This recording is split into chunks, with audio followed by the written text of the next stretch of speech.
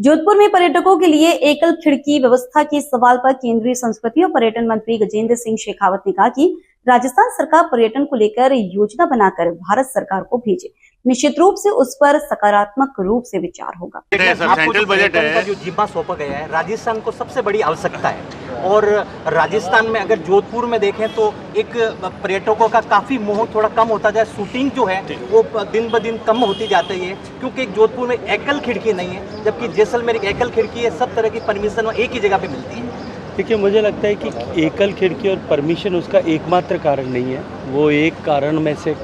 से विभिन्न कारणों में से एक हो सकता है। लेकिन किस तरह से राजस्थान में टूरिज़्म की संभावनाएं बढ़े, डोमेस्टिक और फॉरेन टूरिस्ट जो है इनबाउंड टूरिस्ट दोनों के आने वाली संख्या में इजाफा हो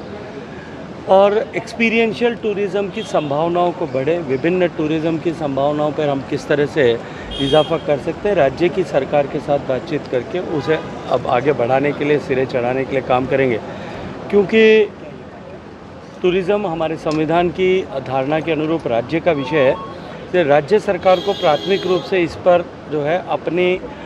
तरफ से योजना बना करके भारत सरकार को भेजना होगा और निश्चित ही उस पर विचार सकारात्मक रूप से विचार। सेंट्रल बजट को लेकर सेंट्रल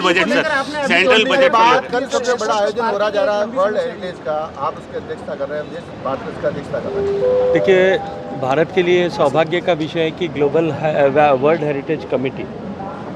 जो यूनेस्को के कन्वेंशन के बाद जिसके 195 देश सिग्नेटरी हैं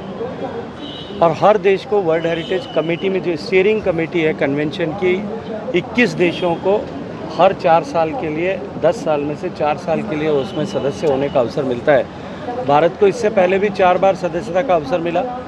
लेकिन ये सौभाग्य मैं मानता हूँ मेरा कि मेरे मंत्री बनने के साथ ही भारत को अध्यक्षता का अवसर भी मिला और अध्यक्षता के अवसर के साथ में आज़ादी के बाद पहली बार भारत में वर्ल्ड हेरिटेज कमेटी की बैठक होना सुनिश्चित हुआ। कि बहुत बड़ी चुनौती थी कि केवल इस 40 दिन के कालखंड में हमें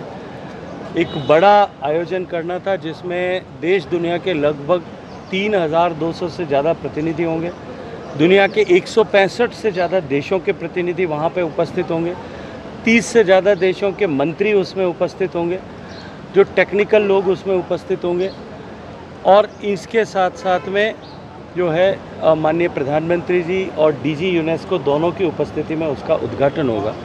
और ये आयोजन जो है, ये बैठक 10 दिनों तक चलने वाली है, जिसमें विश्व की धरोहर के रूप में जो मान्यता प्राप्त 1199 साइट्स हैं उनका एक बार वापस रीऑडिट तो हो गई और साथ साथ में विभिन्न देशों ने जो प्रविष्टियाँ इस साल के लिए वर्ल्ड हेरिटेज साइट्स के डिक्लेयर करने के लिए भेजी हैं उन पर भी विचार होगा। भारत के लिए निश्चित रूप से एक तरफ तो ये महत्वपूर्ण इसलिए है कि भारत की प्रविष्टि पर भी इस पर विचार होगा, भारत में एक और नई वर्ल्ड हेरिटेज साइट बनेगी, लेकिन उसके साथ साथ में भारत जिस तरह से अपने विरासत के संरक्षण में, जो माननीय प्रधानमंत्री जी हमेशा कहते हैं कि विकास भी और विरासत भी, विरासत के संरक्षण में जिस तरह से भारत ने एक्सपर्टीज़ और प्रोग्रेस हासिल की है उसको हम पूरी दुनिया को दिखा पाएंगे। भारत में जो वर्ल्ड हेरिटेज साइट्स हैं, भारत में जो ASI की साइट्स हैं 4000 से ज़्यादा,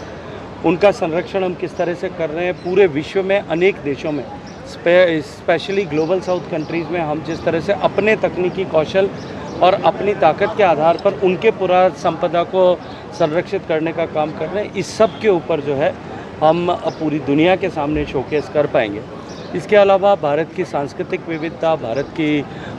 खान पान की विविधता, भारत के पहनावे की विविधता, भारत की ऐतिहासिक विविधता, इन सब का दर्शन भी हम आने वाले पूरी दुनिया के अतिथियों को करा पाएँ, इसके लिए हमने वहाँ माकूल व्यवस्थाएं की है। मैं ये मानता हूँ कि ये तीसरी बार सरकार बनने के बाद माननीय मोदी जी के जो मंत्र है विरासत भी और विकास भी, उस दिशा में एक बहुत बड़ा आयोजन जो है दिल्ली में होने वाला है। सर